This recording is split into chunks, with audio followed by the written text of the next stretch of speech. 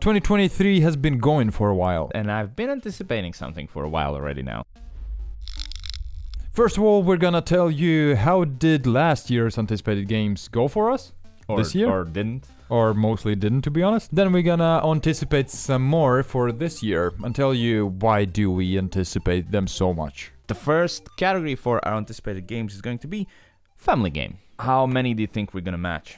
0. Okay, I'm gonna go with 1, and I think it's gonna be this one. 3, 2, 1, Redwood. Wait, I wanted to write down Redwood, sorry.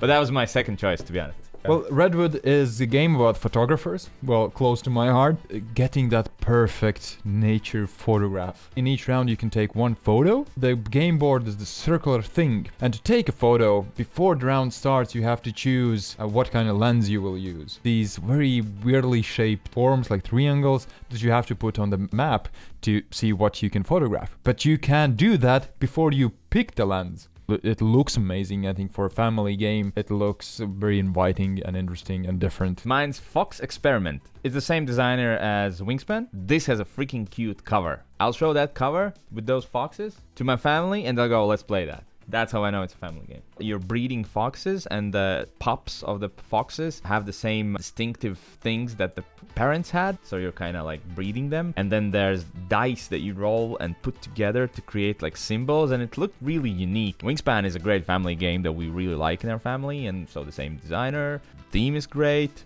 And the cover's amazing. How did it go with the last year's most anticipated Last year game? we actually both picked Transmissions. Transmissions was a pretty good game, but nothing special. Looks amazing. It's stunning. It's very accessible. If you're looking for something different in a family game, Transmissions is going to be a great pick. But for us, it's just okay. We have a review on it. Yeah. Check it out. Filler light game. 3, 2, 1. My Island. Touch it. It's a sentence. No, my island. Touch it. Yeah. What does that mean? What do I need to touch? No, you go like, my island. Touch it. I'm not gonna touch your island. What is your island all about? Well, My Island is something that comes after My Cities. Oh, From the same author, a game about polyominoals, the word that's really hard to pronounce. Tether pieces that you place on the map, and it's also a legacy game, which means each game will be different. All of you get the same piece that you need to place on your city, and then you're building it, and in this case on your island. My City got really good reviews from a lot of people, and this one should approve upon it, and it's very unique. Mine's as filler gets. Each player gets a card. On 1, 2, 3, you are trying to touch from the beneath of it, kind of figure out what kind of pattern is there. Because you have 4 patterns on top of your card, and you're trying to figure out which one is that on the other side. And if you get to figure out, you go, I got it. And then you flip it up, and then you see if you get points. And you want to be first, because the first player scores the most points. And that's it. That's the game. Give each player a card. 1, 2, 3. We start touching it, and then we just shout it out if we think we've touched it. Last year I picked the game Cube Climbers. You have these cubes with magnets, and you build a tower and you can climb on it. That's why Cube Climbers.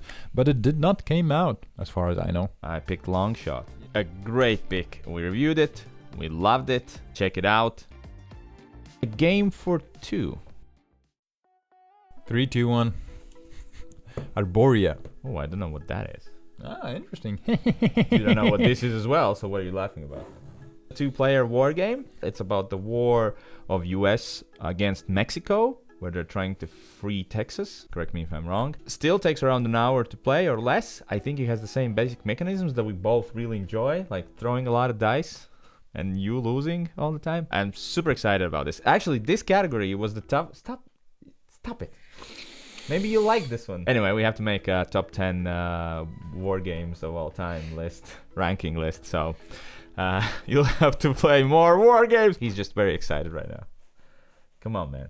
Stop crying. It's gonna be fine. A really close second for me was the Dune game from the designers of War of the Ring. This is a massive Euro game with worker placement, and if I would have to explain this in one sentence, it's if Bitoku and Tolkien had romantic night.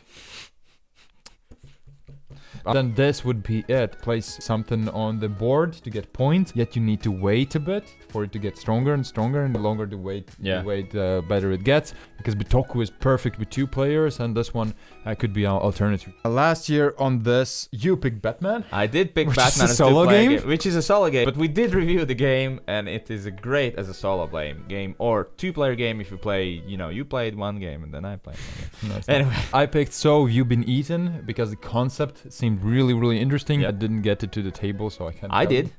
And how was it? Just okay. Yeah. Last year we did okay with this category. Yeah. Most anticipated Euro game. 3, 2, 1. Unconscious Mind.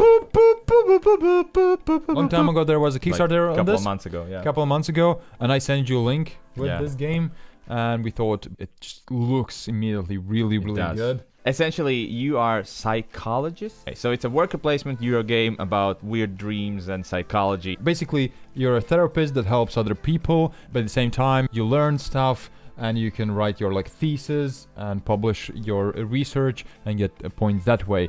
A Euro game with a really interesting theme. This could be really cool. Let's see. Last year, my anticipated game was Endless Winter, and we actually got a review copy of Endless Winter, and I'm not going to tell you what I think about it because we will definitely do a review on that. Campaign or legacy game?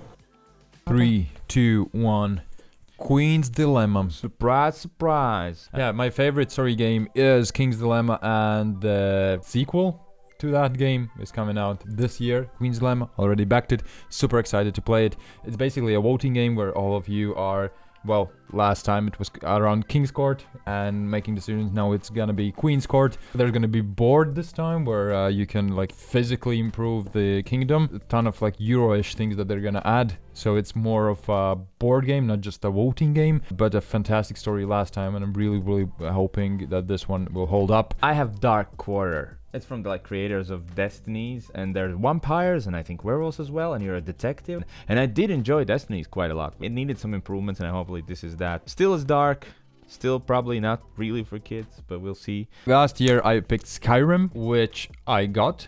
Right. At the end of last year, and finished the whole campaign, finished the game. Review coming up anytime soon. In that video, I said that I'm hoping for this game to be a good alternative to Eldritch Horror, and it is. Well, I picked ISS Vanguard, and just watch our review. But it is a fantastic game. So this category for us was a win last year. We know nothing about this game. 3, 2, 1. Lords of Ragnarok?